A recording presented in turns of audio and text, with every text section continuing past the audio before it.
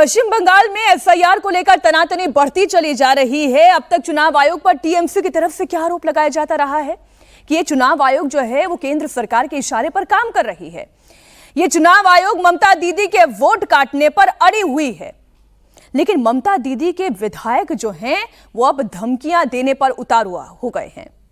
बात राम रहीम तक आ गई है, बात लाठी डंडे तक आ गई है, बात पाताल से खींचकर निकाल देने तक आ गई है।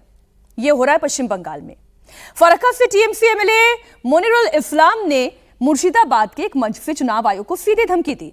मोनिरुल इस्लाम ने लोगों को भड़काते हुए कहा कि छोटी लाठी या झंडे से काम नहीं चलेगा, अब इन झंडों को डंडों से बांधना होगा, मोटे मोटे डंडों का इस्तेमाल करना होगा। एमएलए मोनिरुल इस्लाम ने क्या चेतावनी दी, पहले वो आप सुने। এই ঝান্ডা কমছি ঝান্ডা চলবে না, লাঠিতে ভাঙতে হবে, লাঠিতে। और কোমরকে ঢিলা করে দিতে হবে নির্বাচন কমিশনে। মানুষকে নিয়ে ছেলাচালানো করছো আর তুমি নিরাপত্তা নিয়ে ঘেরাটোপের মধ্যে আছো না, তুমি আকাশে আছো, পাতাল থেকে ছেঁচিয়ে বের করবো।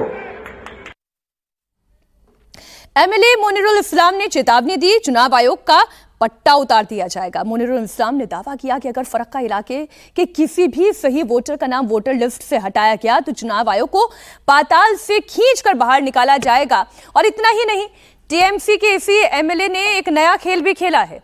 मुसलमानों को उकसाने के लिए मोनिरुल इस्लाम ने यह कहा कि एसआईआर में राम वालों का नाम सुनकर उन्हें छोड़ा जा रहा है, लेकिन रहीम वालों का नाम काटा जा रहा है।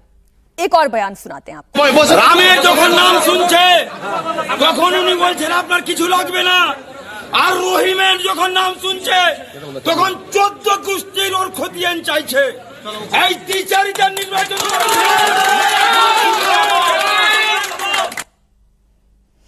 ऐसा नहीं लग रहा है राकेश जी, अब इस पर चर्चा हम शुरू करते हैं। ऐसा नहीं लग रहा है राकेश जी जैसे ममता दीदी ने एक ऐसी फोर्स तैयार करती है जहां पर वो राम वर्सेस रहीम की बात कर रहे हैं, जहां पर वो लाठी डंडे की बात कर रहे हैं, जहां पर वो पाताल से खींच कर लाने की सीधे सीधे चुनाव आयोग को धमकी दे रहे हैं। क्या वो हिंसा फैलाना चाहते हैं पश्चिम बंगाल में?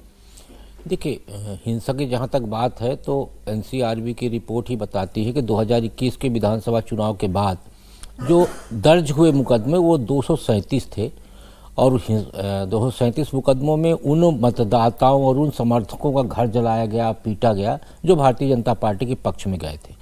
तो ममता बनर्जी के विधायक की तरफ से जो धमकी दी जा रही है वो सीधे सीधे सेंटर एजेंसी को धमकी देके एक तो राज्य के कर्मचारियों को ये मैसेज दे रहे हैं कि आप हमारे साथ ही रहिए, हम आपका पूरा संरक्षण करेंगे। दूसरा, विपक्ष के मतदाता और समर्थकों को ये मैसेज कर रहे हैं कि यदि आप टीएमसी को छोड़ के उनके विरोध में जाएंगे तो आपका हश्र भी ठीक नहीं होगा, क्योंकि यदि हम सेंटर एजेंसी को धमका सकते हैं और उसके लिए कुछ भी करने के लिए उतारू हो सकते हैं तो आपको 2021 की तरह हम छोड़ेंगे नहीं। ऐसा लग रहा है विजय जी कि गले पर कट्टा रख के काम करवाने की तैयारी की जा रही है। क्यों बोल ही रहे हैं ऐसा? वो ये कह रहे हैं कि छोटे मोटे झंडे उंडों से काम नहीं चलेगा, वो पतली पतली डंडियों से काम नहीं चलेगा, मोटे मोटे डंडे लाने होंगे और पाताल से खींच कर निकालेंगे। और ये राम रहीम वाली वो जो बात कह रहे हैं, कोई प्रूफ भी तो रखते दुनिया के सामने, कोई सबूत तो नहीं है।